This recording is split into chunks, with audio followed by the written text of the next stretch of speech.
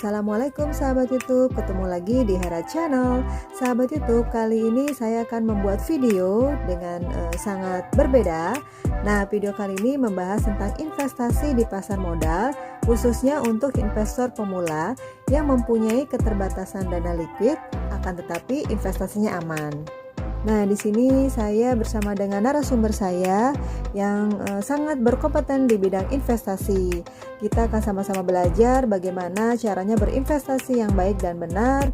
Untuk itu, ikutin terus ya videonya sampai habis. Check it out.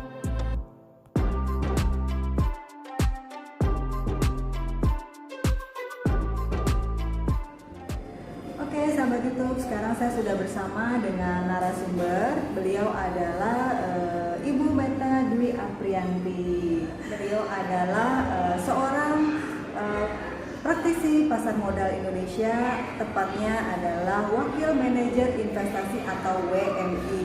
Dan beliau merupakan dosen di salah satu universitas ternama di Indonesia. Kita langsung kenalan ya. Halo, selamat siang Ibu Meta. Siap. Gimana kabarnya? Alhamdulillah sehat. Alhamdulillah ya. Nah, sebenarnya beliau ini adalah teman sekolah saya ya, sahabat SMA. Teman SMA tepatnya ya. Kira-kira mau dipanggil apa nih, Ibu Meta atau Mbak Meta atau apa nih kira-kira? Adil aja. Wow, adil loh ternyata guys. Ya udah, lebih enaknya kita panggil nama aja. Nama aja ya. Karena kan kita di sini diskusi ya, bukannya ada di kelas atau memang situasi yang formil. Saya sih pengen kita bagi ilmu aja, diskusi, nggak harus mengajari, beda kan sama mahasiswa. Iya benar. Oke, jadi di sini kita akan sama-sama belajar, diskusi. Sahabat YouTube mungkin mau belajar berinvestasi, nanti kita akan sama-sama belajar di sini ya. Nah, di sini ada beberapa pertanyaan juga nih dari rekan-rekan saya. Nah, apa sih sebenarnya investasi itu? Investasi adalah penanaman modal, baik langsung maupun tidak langsung, baik berupa uang cash maupun berbentuk aset. Yang tujuannya pastinya kita yang menanamkan modal atau investor menginginkan return, entah itu berapa persen atau yang jelas return itu membutuhkan jangka waktu. Jangka waktu itu kita tentukan sendiri berapa lama, besarnya berapa. Jadi disesuaikan juga dengan karakteristik investasinya kita dan juga pastinya dengan kemampuan finansialnya kita. Dan yang tak kalah pastinya juga kita harus cari investasi yang aman, karena sekarang ini banyak investasi yang menjanjikan return yang tinggi. Kadang kita lupa atau kurang memperhatikan sebagai investor di mana investasi yang memiliki return yang tinggi pastinya memiliki resiko yang tinggi pula. Kadang kita hanya memikirkan resiko yang tinggi, terlalu serakah, tapi kita nggak disiplin. Itu yang harus kita terapkan dalam berinvestasi. Tetap waspada, tetap cari investasi yang aman, jadilah investor yang cerdas. Oke, jadi seperti itu ya Bu Meta ya. Kita harus benar-benar pilih-pilih investasi yang tepat buat kita. Jadi harus pinter-pinter. Karena edukasi, knowledge itu penting sekali sebelum kita menginvestasikan dananya kita. Sekecil apapun dananya kita kan mengeluarkan atau menghasilkan dana itu kan nggak gampang. Kita harus kerja dulu, mungkin yang sudah bekerja menyisihkan sebagian persen hasilnya untuk berinvestasi. Kalau kita nggak cermat dalam berinvestasi, yang ada duit kita bukannya berkembang, malah hilang. Iya. Apalagi banyak investasi bodong yang awalnya menjanjikan return yang tinggi, mungkin endorsementnya bintang-bintang iklan yang artis terkenal, tapi yang dipastikan duit kita nggak kembali. Itu yang harus kita hindari pastinya. Ya benar memang ya, sahabat YouTube sekarang kan lagi musim ya, lagi marak banget nih di media sosial tentang investasi bodong yang mengiming-imingkan return yang tinggi, profit yang besar. Ternyata hasilnya malah uang kita melayang. Pastinya sahabat YouTube harus benar-benar cermat untuk memilih. Selanjutnya nih ada juga yang bertanya, kalau kita mau mulai investasi, kira-kira instrumen atau hal-hal apa yang perlu dipersiapkan untuk investasi? Yang jelas pertama-tama kita harus alokasi asetnya kita berapa persen sih dari penghasilan kita yang harus disisihkan untuk investasi. Terus investasi apa yang cocok dengan karakteristiknya kita, karena gini, belum tentu investasi yang saya pilih, misalnya saya pilih saham, itu cocok dengan Hera mungkin senangnya reksadana karena pemula seperti itu. Jadi yang perlu diterapkan adalah selain finansial itu kita tahu dulu kita tujuannya apa, cocok apa enggak, karena profil resiko setiap orang berbeda-beda. Kita harus bahas itu dulu. Nanti baru stepnya kita learning by doing, kita belajar tingkatan demi tingkatan investasi. Jangan kita nggak tahu apa-apa, tapi langsung terjun ke investasi future, terus kripto, terus mungkin yang marak sekarang apa domino, apalah merek-merek apa itu, pokoknya investasi kita sebenarnya kurang tahu detail, tidak sesuai dengan karakteristik kita, ikut tren, nggak tahu duit kita harus dikelola di mana dan gimana, akhirnya ya udah kita percaya tapi nggak ada kepercayaan itu yang nggak ada resikonya. Yang jelas kita harus lihat payung hukumnya kayak siapa, lembaganya siapa. Kalau lembaganya itu pemerintah, OJK, berarti ada ketenangan yang harus kita berinvestasi di situ. Terus yang jelas contohnya seperti ini, dari jujur saya juga pernah melakukan kesalahan berinvestasi sebelumnya ya. Sebelum saya belajar investasi, dulu termasuk boros, dalam artian saya punya 5 kartu kredit. Kartu kreditnya ini pengalaman pribadi ya, perlu di-share ya sebelum kita berinvestasi. Kalau cewek melihat barang-barang di mall, semuanya lucu ya, ketika gajian, ketika punya kartu kredit. Tapi apa yang terjadi ketika gajian? Kita transfer, billing, kartu kredit, pas kita selesai, loh gaji kita tinggal segini. Gitu udah habis ya. Habis. Terus apa yang perlu ditabung? Nggak ada, karena udah deh dengan gaji 3 juta harus bertahan sampai gajian lagi. Apa yang buat dipertahankan? Yang jelas kita ketergantungan kartu kredit lagi. Tapi setelah itu terjadi berapa kali dalam hidup saya, akhirnya yang saya lakukan sekarang memotong kartu kredit yang ada. Dan saya memang sekarang nggak pernah punya tidak ada kartu kredit. Kalaupun ada, belum saya aktifin. Sekarang ada 1 tapi belum saya aktifin. Belajar hidup apa adanya. Dan berarti kalau ada beli, kalau nggak ada diem. Jadi sesuai dengan kemampuannya ya, dan kebutuhan ya, pastinya. Kemampuan dan kebutuhan. Jangan terlalu dipaksakan dan akhirnya malah kita merugikan diri sendiri. Oke. Yang perlu diketahui dalam berinvestasi, yang jelas investasi itu ada dibagi menjadi 2. Ada pasar uang, pasar modal. Itu syarat yang pertama. Jadi apa itu pasar uang? Pasar uang lebih liquid, dia likuiditasnya di bawah 1 tahun. Apa itu instrumennya, tahapan? Kita nabung itu masuknya pasar uang. Deposito. Berarti sebenarnya dari kecil kita udah tahu investasi kita ya. Cuma belum tahu itu masuknya kategori apa gitu. Pasar uang, pasar modal. Jadi kalau pasar modal investasi menengah panjang jangka waktunya seperti itu. Jadi kalau instrumen pasar uang, tahapan, giro, tabungan, deposito itu semua pasar uang. Dia lebih liquid, makanya nggak ada deposito yang langsung 5 tahun, nggak ada. Yang ada minimal 12 bulan. 12 bulan atau ada juga yang 3 bulan. Ya, 3 jadi bulan ketika juga. jatuh tempo rollover, perpanjang kalau memang duitnya nggak kepakai seperti itu. Tapi semua instrumen pasti ada plus ada minusnya, ada resikonya juga. Sekecil apapun investasi pasti ada resikonya. Tidak ada investasi yang tidak ada resiko. Meskipun ada yang bilang, oh enggak, investasi saya bebas risiko. Contohnya apa? Beli tanah, beli rumah. Memangnya beli tanah, beli rumah nggak bayar pajak?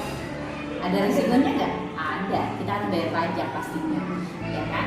Itu resiko loh, yang harus kita bayar tiap tahun. Berarti ada cost di situ. Jadi bebas resiko? Enggak ya. Jadinya enggak ada, yang perlu saya garis bawahi, tidak ada investasi yang tidak ada risiko. Yang ada investasi itu tergantung resikonya kecil, menengah, tinggi. Gitu. Kita kategorikan masuk kategori risiko mana seperti itu. Tapi untuk dibilang no risk, nggak ada. Semua pasti ada. Bahkan tahapan pun itu ada. Kalau misalnya dibilang nabung di bank nggak ada risikonya. Kalau nabung di bank ada risikonya, berarti nggak ada bank yang likuidasi atau nggak ada bank yang merger. Ya. Tapi faktanya ada beberapa, bahkan Bank Mandiri yang besar pun itu adalah mergeran dari beberapa bank besar. Nah, berarti untuk apa? Untuk kekuatan permodalannya mereka seperti itu. Meskipun itu bank pemerintah ya, BUMN seperti itu. Jadi bank pun ada. Terus Bank Senturi, bank yang dulu Bank Bali udah nggak ada lagi, bergabung ke Bank Permata. Jadi dibilang nggak ada risiko, pasti ada meskipun tahapan, tapi resikonya lebih kecil, iya, seperti itu sih. Tahap berikutnya setelah tahapan atau di pasar uang, kita naik tingkatan. Selanjutnya adalah investasi reksadana. Reksadana itu ada berbagai jenisnya. Ada reksadana pasar uang, reksadana pendapatan tetap, ada reksadana saham, reksadana syariah. Jadi kalau ada yang bilang investasi di reksadana, di saham itu haram, berarti dia ilmu pengetahuannya kurang. Karena kenapa? Karena reksadana itu ada yang syariah, bahkan investasi yang selain reksadana ada yang namanya sukuk. Sukuk apa itu? Obligasi retail Indonesia berbasis syariah. Nggak ada yang namanya riba di sana, karena di situ instrumennya bagi hasil sesuai dengan akad ijarah yang disesuaikan dengan, dan istilahnya disesuaikan dan dilabelkan oleh MUI, labelnya halal. Jadi jangan takut dibilang instrumen investasi haram ya. Yang jelas kalau ada lembaga pemerintah yang bertanggung jawab atas kehalalannya investasi itu, kita harus percaya, dan biarlah yang bertanggung jawab lembaga tersebut. Kita hanya kan rakyat yang mengikuti aturan yang berlaku. Bahkan saham pun ada reksadana saham yang basisnya syariah. Bahkan jangan salah, mereka itu selalu diseleksi. Kalau misalnya masuk saham syariah, yang jelas tidak ada berbasis perbankan di situ. Yang ada cuma satu saham berbasis saham, itu BSI, Bank Syariah Indonesia. Selain BSI yang bank konvensional tidak ada, karena kan ada unsur suku bunga di situ, dan suku bunga diharamkan oleh syariat Islam. Jadi kalau untuk yang memang ada pakem-pakem tentang syariah, maunya saya mah nggak mau investasinya syariah aja, nggak mau, ya belajar, karena di reksadana itu ada reksadana syariah, ada suku kalau mau kita obligasi yang pendapatan tetap ya, ada perundang-undangannya dan pemerintah menjaminnya, suku bunganya tetap, misalnya bagi hasilnya tetap. Saham pun juga MUI yang melabelkan ini masuk kategori syariah, ini enggak, kayak gitu. Jadi kalau yang mau fanatik silakan, basisnya syariah gitu. Jangan khawatir, kita makin canggih, Indonesia makin teknologinya dan kemampuan MUI-nya juga lebih cerdas. Jadi kalau kita nyimpan uang di bantal dengan label takut haram gitu, aduh hari gini masih di bantal. Ayo mulai cerdas dalam berinvestasi. Selain tadi sedikit tentang perbankan, reksadana. Kalau reksadana itu tidak ada biaya administrasi bulanan. Yang nggak ada ya? Nggak ada. Dia tapi dikenakan biaya fee beli, fee jual. Tapi balik lagi nih, fee beli, fee jual itu kebijakan dari suatu perusahaan. Ada yang mengenakan misalnya 1%, 0,5, bahkan ada yang menggratiskan. Jadi nggak ada transaksi fee beli. Jadi kalau mau masuk, misalnya Hera punya uang 500.000, ya udah 500.000-nya masuk, nggak ada potongan sama sekali. Paling potongan itu dikenakan kalau biaya berbeda antar bank. Oh gitu ya. Ya. Reksadana itu apa sih? Reksadana adalah investasi bersama, jadi individu-individu yang digabung, bisa juga individu, retail atau corporate. Dia dikelola oleh manajer investasi berbentuk PT. Itu ada banyak ya, sekarang itu sekitar berapa puluh manajer investasi yang khusus memang mengelola reksadana. Dan kami yang bekerja di pasar modal Indonesia itu harus punya license, harus punya izin. Izin Nggak sembarangan jadinya nggak ya. sembarangan. Jadi nggak harus harus S2, nggak juga. Tapi yang lebih penting adalah kecakapan dalam pengetahuan di pasar uang, pasar modal pastinya. Kita diuji, seleksi, karena gini, ketika orang sudah mengenai pengetahuan, dia akan share ilmunya, ngasih tahu resikonya, ngasih tahu plusnya, minusnya. Nggak cuma mungkin ada di luar sana sales yang kayak instrumen yang lain yang jelas-jelas udah masuk penjara ya oknumnya kayak gitu. Mereka hanya apa yang mereka pasarkan, gaya hidup. Oh, gaya hidupnya punya Ferrari, punya apa. Itu kan orang jadi tertarik banget ya. Tertarik banget. Oh, kalau ada investasi di dia berarti punya Ferrari, punya motor, rumah, punya mobil, kayak kendaraan, gitu, macam-macam. Sedangkan investasi itu pasti resikonya ada, nggak mungkin. Dan juga. tergantung dari jumlah yang Iya, diinvestasikan ya, nggak mungkin investasikan. yang diinvestasikan 100.000 tiba-tiba keluarnya misalnya. Iya, jangan salah berapa juga gitu sama. ya. Baik itu di perbankan, di saham, dan di reksadana itu kita sebelum berinvestasi kita harus mengisi namanya form data, yaitu know your customer. Isinya apa sih? Isinya tentang data diri, terus ada juga hak waris. Jadi kalau kenapa-napa dari kita, misalnya kita yang berinvestasi, otomatis keluarga yang berhubungan sama kita berhak atau bisa menerima harta kita. Jadi nggak yang kalau kita meninggal hilang gitu. Itu juga sebagian dari cover asuransi, karena di form tersebut ada kerabat yang bisa dihubungi atau saudara atau anak. Di form itu ada di KYC. Dan selain itu KYC itu know your customer, itu ditanya penghasilan kita per bulannya berapa, per tahun berapa, untuk apa sih? Pencegahan money laundering. Itu juga perlu, karena sekarang logikanya kita penghasilannya misalnya 10 juta sebulan misalnya, for example, terus berarti setahun itu 120 juta dong ya. Terus kita investasinya 10 miliar, hal yang kadang-kadang nggak masuk akal. Pasti nanti di bagian pengkinian data compliant itu mendeteksi hal yang sampai detail ya, diperiksa ya. Iya. Dan itu kita juga dilatih tentang adanya rekening mencurigakan atau money laundering tersebut. Jadi kalau KYC tidak sesuai dengan investasi, kita wajib melaporkan.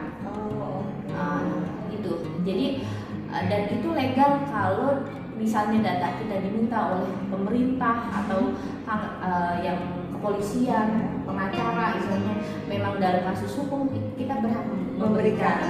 Iya. Jadi cukup aman ya. Aman. Dan lembaganya juga kita lembaganya di bawah OJK. Jadi OJK itu bank dan non perbankan gitu. Jadi OJK itu dulunya kalau yang di non perbankan itu Bapepam diambil alih, digabung menjadi OJK. Jadinya pengawasannya bank dan non lembaga perbankan. Salah satunya manajer investasi, asuransi, dan saham tentunya seperti itu.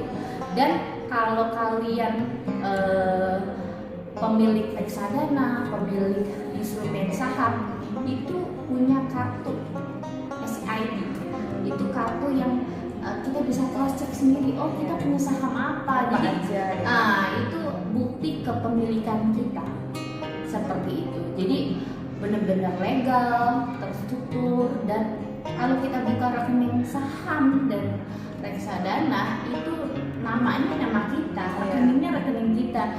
Nggak mungkin misalnya, oh Hera baik nih, saya mau kasih duitnya 5 miliar, terus dari saya ke Hera, itu nggak bisa.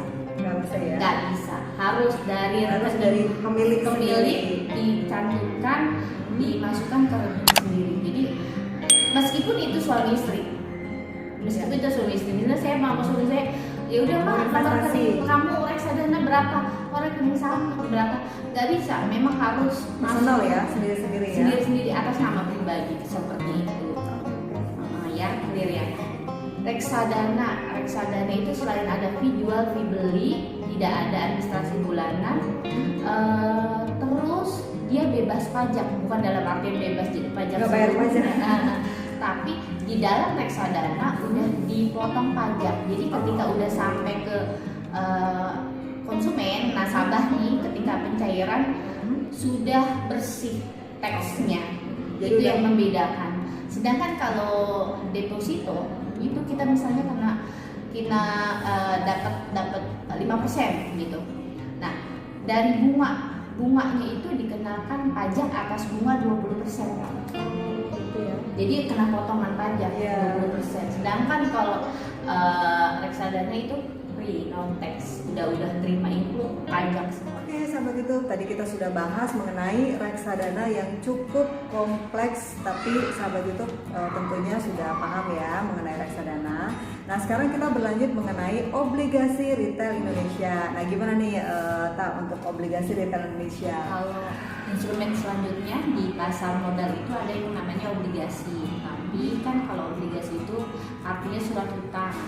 Surat utang itu nominalnya besar, biasanya ratusan, biasanya miliaran, jangka waktunya lebih dari 5-10 tahun. Nah, saking lebih pemerintah mengedukasi, mau juga ikut menyertakan rakyat dalam pembangunan di Indonesia, muncullah instrumen selanjutnya yaitu obligasi retail Indonesia. Kenapa disebut retail? Karena jangka waktunya pendek nih, jadi nggak harus 10 tahun, jadi paling lama itu tenornya 5 tahun biasanya. Ada yang 3 tahun, ada yang 5 tahun.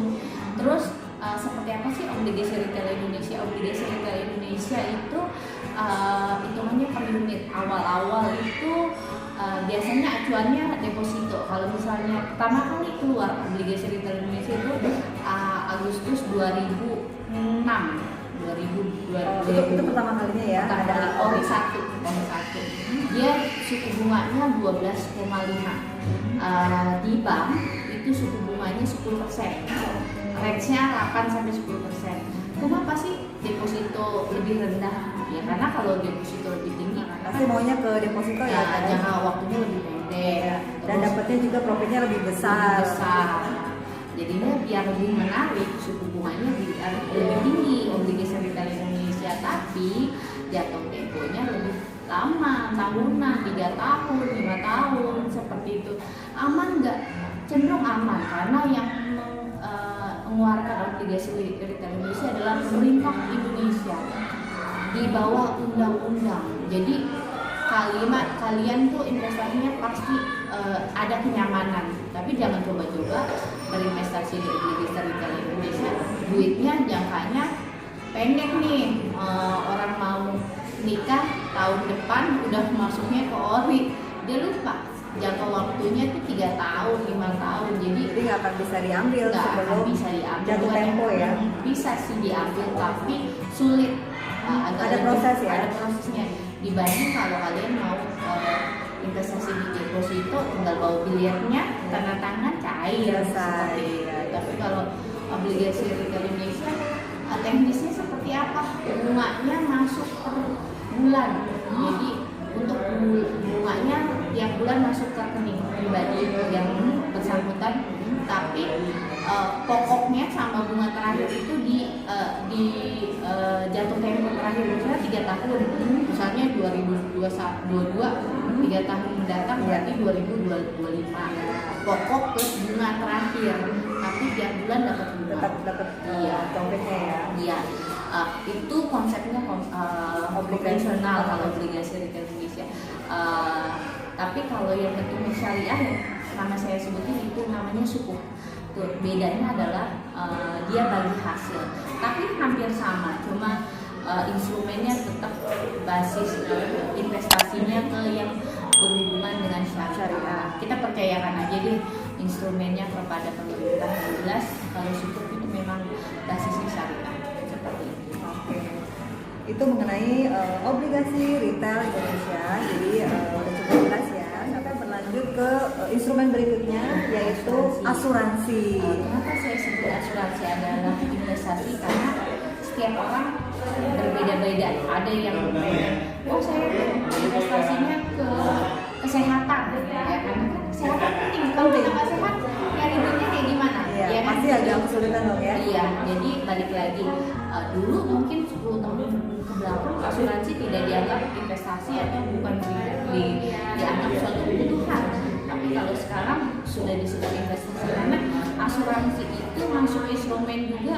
Kalau investasi dia masuk ke reksadana, ke saham, ada yang lolos seperti itu. Saya juga baru tahu nih sama itu kalau ternyata asuransi itu bagian Masuk dari pengelolaan investasi ya. Seperti itu. Dan jenisnya berbeda-beda, ada asuransi pendidikan, asuransi kesehatan pure, ada asuransi investasi. Jadi alokasinya itu disesuaikan dengan kebutuhan seseorang, karena tiap kebutuhan seseorang itu berbeda-beda ya. Kalau orang tua seperti saya pengennya asuransi pendidikan dong, karena saya pengen ketika nanti anak saya umur 20 tahun udah siap kuliah, ikutin pasca sarjana, doktor, ada biayanya. Jadi udah disiapkan dari sekarang kayak gitu. Jadi asuransi layak disebut investasi. Jadi tolak ukurnya nggak cuma kesehatan, banyak instrumen asuransi yang bisa kita pilih sesuai dengan kebutuhan kita seperti itu. Cukup jelas nih sahabat YouTube mengenai asuransi yang sekarang bagian dari investasi. Oke sahabat YouTube, sekarang kita berlanjut ke instrumen berikutnya yang saya juga pastinya tunggu-tunggu, karena ini mungkin sedikit banyak saya sedang melakukan investasi di salah satu jenis ini, yaitu adalah instrumen berikutnya saham. Nah, gimana nih Tak mengenai saham, boleh dijelasin sedikit nggak tentang saham? Sedikit, nanti kita bahas, kalau ada pertanyaan lanjutan boleh part 2 boleh. Saham adalah bukti kepemilikan. Itu dalam artian gini, di Bursa Indonesia itu IDX itu 700 lebih yang perusahaan sudah IPO, yang sudah banyak banget ya? Iya, udah. Tapi dari 700 saham itu masuk ada beberapa kategori saham pastinya. Apa sih yang membedakan perusahaan sudah IPO atau belum? Jadi perusahaan itu kan ada yang private sama yang go public seperti ini. Perusahaan yang sudah IPO itu nggak sembarang, pastinya sudah melewati berbagai tahapan uji emisi, disebutnya tuh kalau mobil uji emisi ya, tapi kalau di perusahaan itu ada perusahaan namanya emisi efek, jadi menilai layak nggak nih perusahaan, berapa sih harga dia ketika IPO perdananya di Bursa Indonesia itu, berapa harganya yang pas seperti itu. Terus mereka siapin berita-berita fundamental, teknikalnya ke depannya kayak gimana, berinvestasi seperti itu. Dari 700 saham itu kita harus pintar lah masuk memilih investasi yang baik seperti itu. Saham macam-macam nih, kita harus disiplin, harus tidak serakah. Penting tuh ya, penting karena kadang kalau misalnya wah ini bakalan naik terus nih, jadi nanti nggak naik, malah besoknya malah turun ke bawah. Aduh. Tapi sebelum membahas saham, karena kita judulnya untuk pemula, banyak juga yang masih susah nanya gini, Bu, kalau saham dananya harus besar ya? Nah, dana penting loh guys, karena kalau nggak punya dana gimana kita mau berinvestasi? Sebenarnya kita harus berterima kasih nih sama pemerintah. Kenapa? Pemerintah itu dengan programnya Yuk Nabung Saham, ada programnya Yuk Nabung Saham, mengedukasi rakyatnya berinvestasi di saham. Karena dulu itu 20 tahun kita di pasar modal itu investasi awalnya besar, Pak. Bisa ratusan awal, investasi puluhan. Mana punya uang sebanyak itu? Iya, hanya mungkin menengah ke atas yang bisa berinvestasi di pasar modal. Tapi dengan program pemerintah Yuk Nabung Saham, pemerintah tuh mengedukasi rakyatnya untuk bisa kok dengan penghasilan kecil, dengan disiplin bisa berinvestasi di saham. Ada beberapa broker atau perusahaan yang pialang itu bisa buka rekening dari 100.000. Oh ya? Iya, ada yang tergantung, ada yang 5 juta, 10 juta tergantung perusahaannya ya. Tapi ada juga yang kategori mahasiswa itu 100.000 juga ada. Cuma buka rekening. Terus duitnya bagaimana? Ya kalau duitnya permodalannya tergantung dari saham yang kita beli. Kalau misalnya sahamnya boleh bisa nggak sih 500.000 atau di bawah 1 juta deh investasi?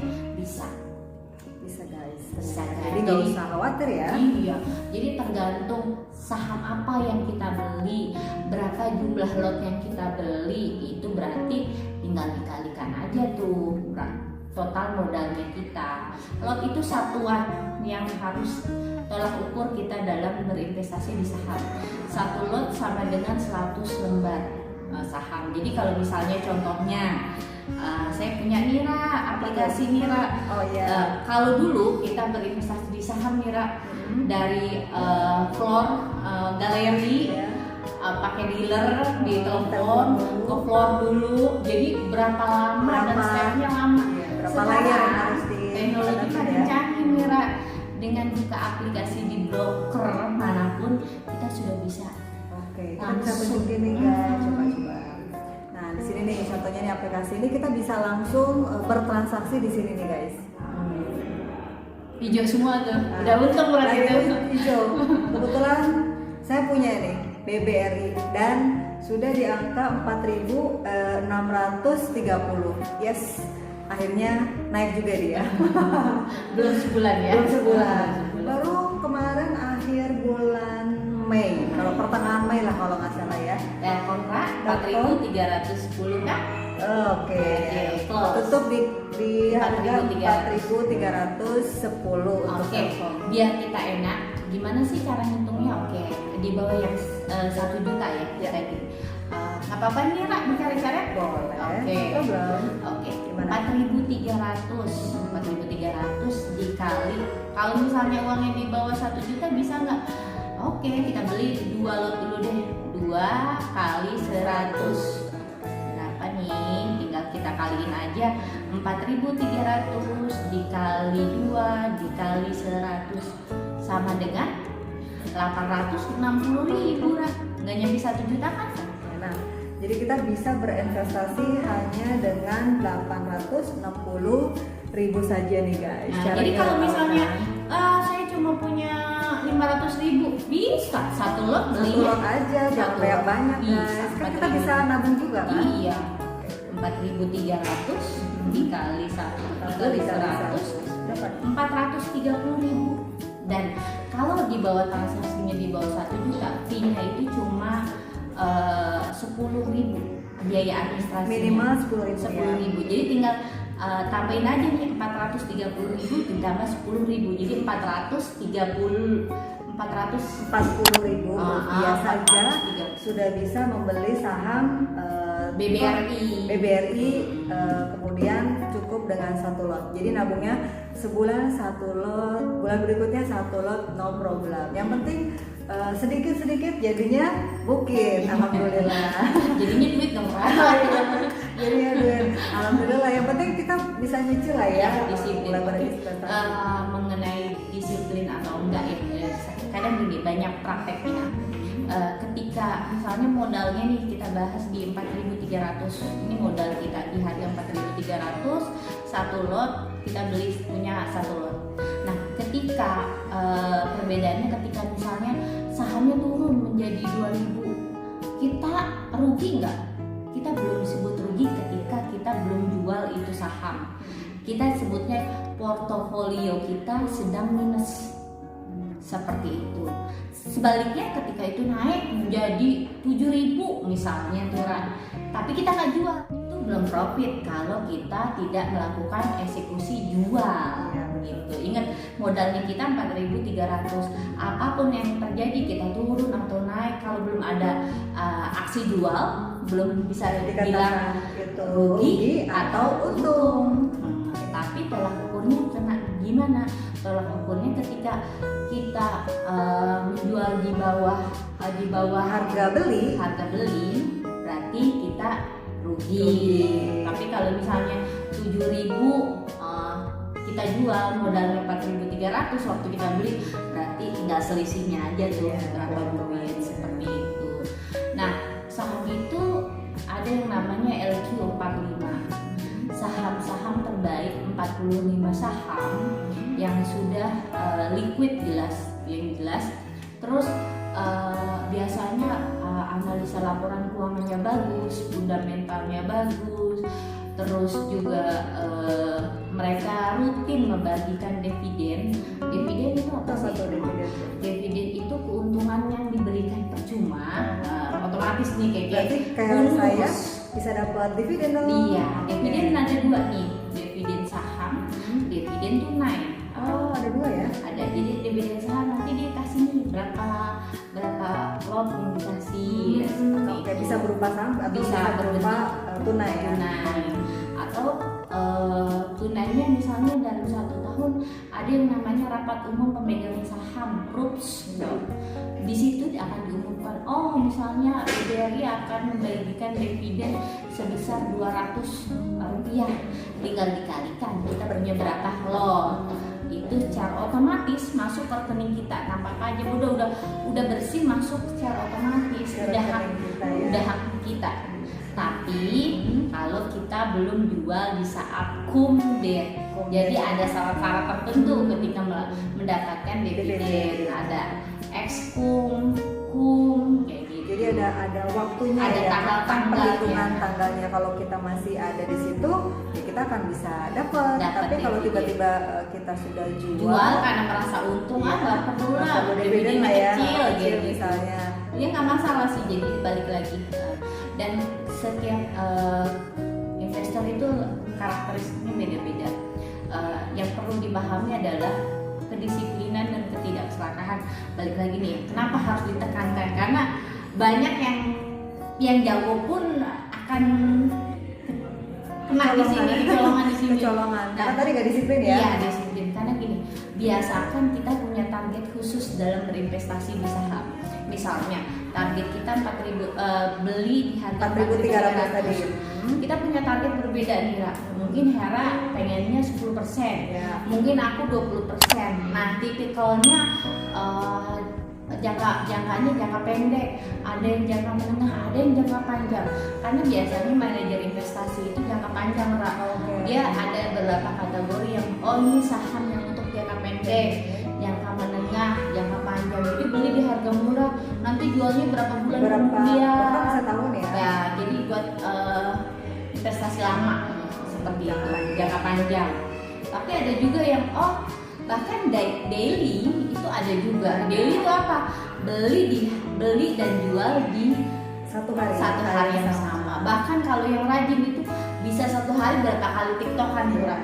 Itu berarti udah yang expert banget kali ya, seperti itu. Saya kayaknya iya, kalau yang mau yang tiktokan seperti itu, yang one day trading dalam satu hari, jangan ditinggalin transaksinya, harus dipantengin. Kalau ditinggalin ya bisa ketahuan kalau kita punya targetnya kayak gitu. Kecuali misalnya secara otomatis ketika dapat langsung pasang jual, seperti itu. Langsung kita jual ya. Dijual, tapi tetap kalau nggak dipantengin kita nggak tahu ini arahnya kemana, seperti itu. Karena kalau dulu ya mungkin sekitar 5 atau 10 tahun yang lalu, Januari kita beli, Desember pasti window dressing disebutnya. Window dressing ya. Window dressing Desember itu. Tapi 3 tahun belakangan ini, bahkan 5 tahun belakangan ini, apalagi kena COVID ya, banyak pandemi, udah nggak ada lagi tuh window dressing ya. Nggak ada. selama 2 tahun ini ya. Nggak ada, jadinya Desember itu bukan berarti selalu menghijau. Bisa juga merah. Bisa jadi merah. Tahun gitu. kemarin sempat merah ya. Merah, iya. Jadi Merah. balik lagi investasi itu memang harus dipantau, jangan didiemin. Tapi kalau reksadana itu bisa, karena kan yang mengelola bukan kita, manajer investasi. Jadi nggak perlu khawatir. Nggak perlu khawatir. Yang penting kita lihat, oh returnnya segini nih. Ada laporannya tiap hari, tiap bulan, report ke email kita biasanya. Tapi kalau saham yang kita mau transaksi sendiri, kita harus pantau sendiri, karena returnnya pasti lebih tinggi seperti itu. Oke, sahabat YouTube, gitu aja. Disiplin. Untuk saham tuh harus disiplin yang pertama. Kalau udah achieve target 20% misalnya atau 5% dari modal, kalau saya ini lah 5% cukup lah, besok cari lagi gitu. Nggak mau kalau hari ini nggak mau tak harus 20% gitu kan. Baru untung namanya kan gitu.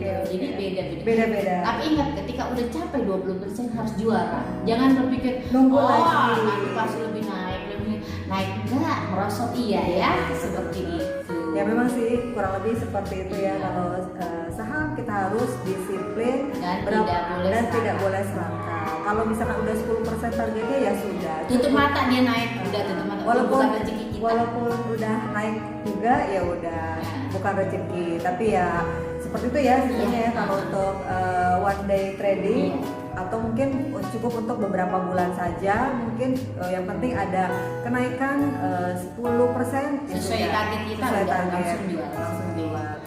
Oke, gitu aja mengenai saham. Nanti kita akan lanjut ke bagian berikutnya. Part 2 kalau ada tanya tentang lebih detail tentang saham, karena kalau kita bahas tentang suatu instrumen sebenarnya banyak ya. Tuh.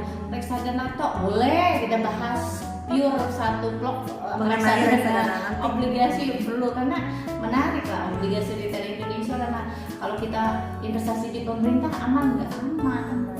Aman, sangat nyaman. Apalagi dana itu nggak kepake dan memang udah ya udahlah 5 juta 10 juta mah nggak apa-apa gitu kan. Terus nanti masuk ke pokoknya nanti gitu, itu sangat-sangat nyaman dan nyaman pastinya seperti itu. Nah, sahabat YouTube tadi udah dijelasin berbagai instrumen investasi apa aja. Saya ulang, tadi ada yang pertama ada reksadana, yang kedua ada obligasi retail Indonesia, yang ketiga ada asuransi, dan yang keempat tadi kita saham ya, udah dibahas semua. Dan sahabat YouTube bisa pilih investasi apa yang sesuai dengan karakter dari sahabat YouTube tentunya. Nah, saya rasa sampai di sini aja video kita hari ini. Buat sahabat YouTube yang suka dengan video ini, silahkan di like, comment, subscribe, dan share videonya. Aktifkan juga tombol loncengnya agar sahabat YouTube selalu mendapatkan notifikasi video terbaru dari saya. Sampai ketemu lagi di video-video selanjutnya. Oke, terima kasih Kak untuk hari ini. Nanti kita akan lanjutin ke video berikutnya. Kalau misalnya ada sahabat YouTube yang bertanya mengenai investasi, bisa langsung tulis di kolom komentar dan kita akan buat video part berikutnya lanjutan dari diskusi kita hari ini.